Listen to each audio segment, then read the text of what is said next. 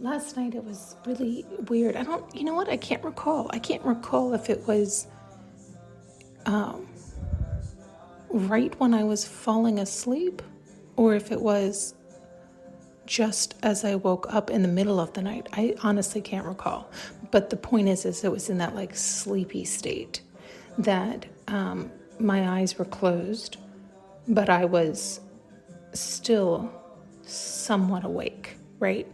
So it was either like right before I was about to go into deep sleep, or it was right when I was waking up from deep sleep. And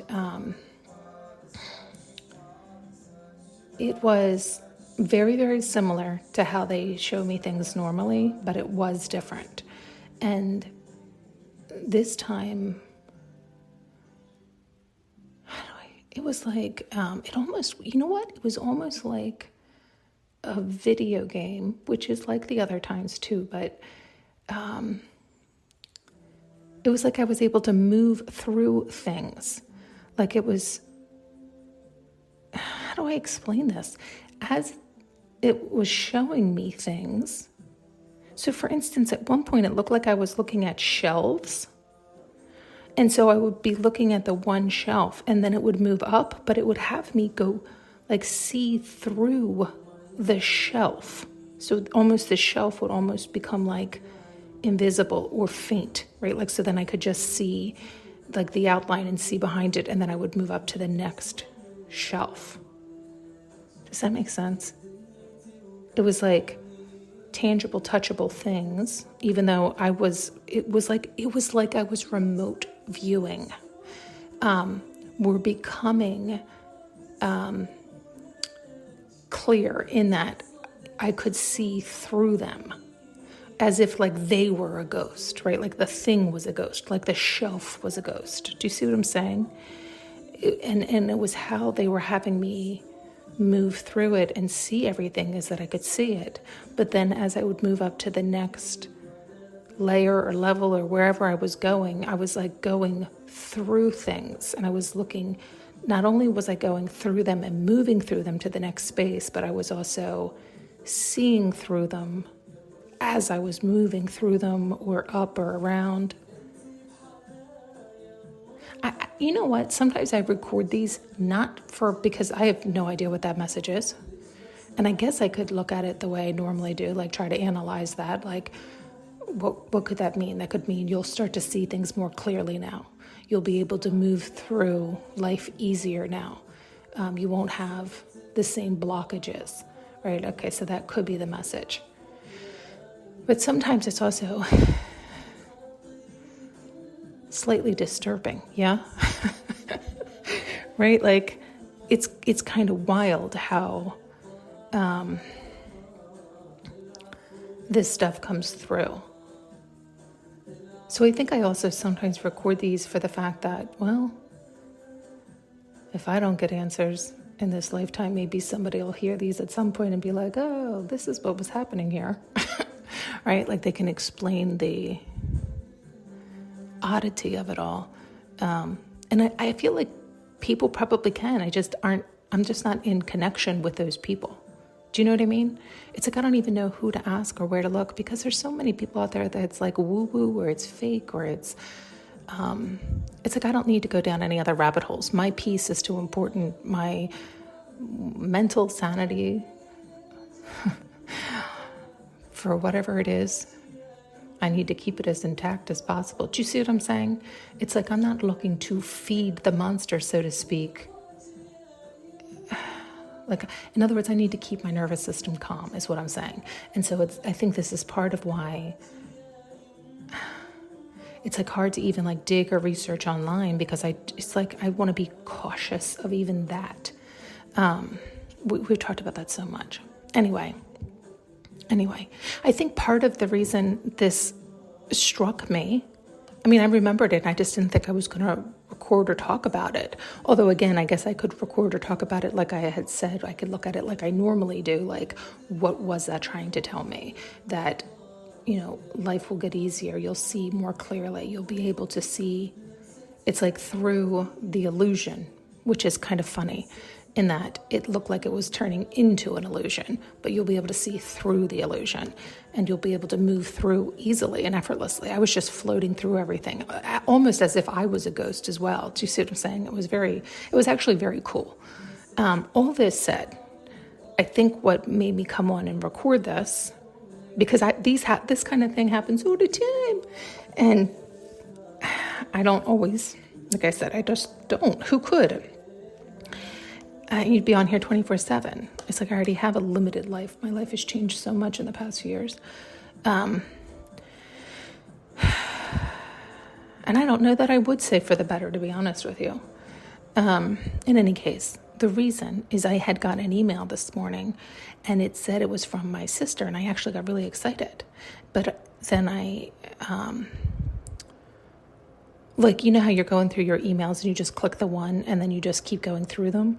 But I did stop before I clicked on anything in the email because it was like I haven't spoken to her in God knows how long. And so that's why I was excited to see it. And then it was like, oh, well, something's wrong here. I think it said like original message. So it was like a copy and paste, but it wasn't a forward. But it was, the title was something like the timetable for 2026. And I was like, what the hell is this? And it says resent to you the schedule for January and February. And then it's like this file to open. And then it says, have a blessed day, with like the prayer thank you emoji at the end. And I thought, this is weird, right? One, she would sign off something like that because she's very religious. But I was like, this is clearly not from her. This is spam. And so I clicked on her name to see the actual origination, like what is, and it was like from the Higher Institute. Let me see if I can find it again. Where is it? It's like of Applied Sciences and Technology or something like that.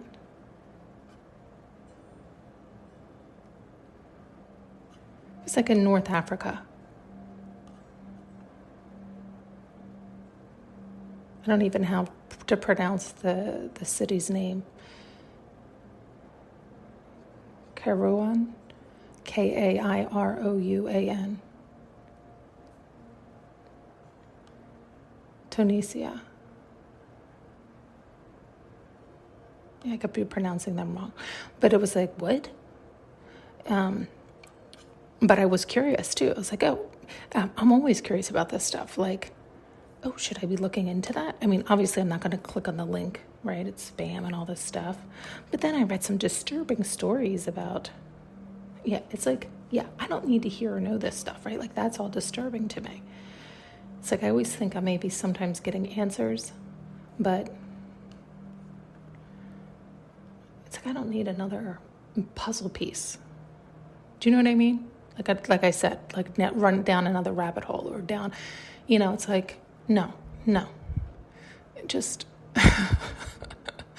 and so that's what I think we have to decide. Like, I turned it off. I clicked it off. I, put that right to junk and then clicked off the sites, because the truth is, it's like, that's going to disturb my mental peace.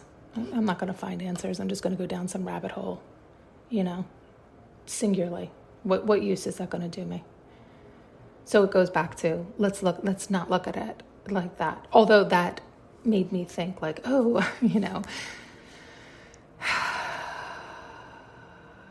because I do sometimes think like somebody is messing with my mind. I've told you that. Like, there's all these people who have so many skills and talents and abilities, but they don't utilize them, in my opinion, for good or correctly. Meaning, say somebody really can go into my mind, right? Go into just like how they'll show me things that I think are all like fictitious, and that they just want me to understand. Either, sometimes it does feel like a specific energy or specific person, but we can all resonate with that kind of energy, right? So it's like sometimes I think they're just teaching me lessons. Like, okay, so when this experience happens or this whatever, like what advice would you give or what understanding or how would one love themselves through something like this? And so it's like stories to hear it. So it's not specifically about somebody so that they can loosen up and listen to the story to then apply the lesson to their own life.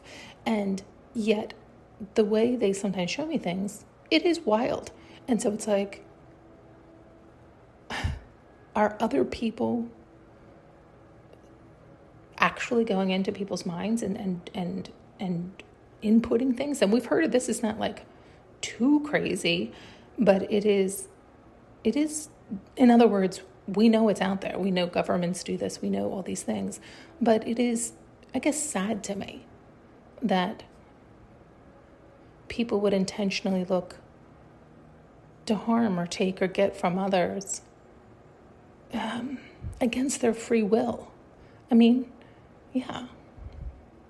But again, I guess that's maybe just naive of me, right? It's like it's mental warfare that has been going on forever. It's just at such an advanced level now. It's really an invasion. And so again, it's like, how do you combat that, right? Like the average person on the street, how would they know whether they're susceptible? How, right? And you never know who you're going to bump into where. And so to me, it's like the best defense against all of it for one's own sanity, one's own peace of mind, one's own, whatever the case, is to learn what it means to be in alignment with you, to fully love and accept yourself, to honor yourself, to care for yourself, to be able to stand up straight, to be proud of yourself, to be at peace with yourself. Even when we have to do the really hard things, we have to consider, why is it hard for us?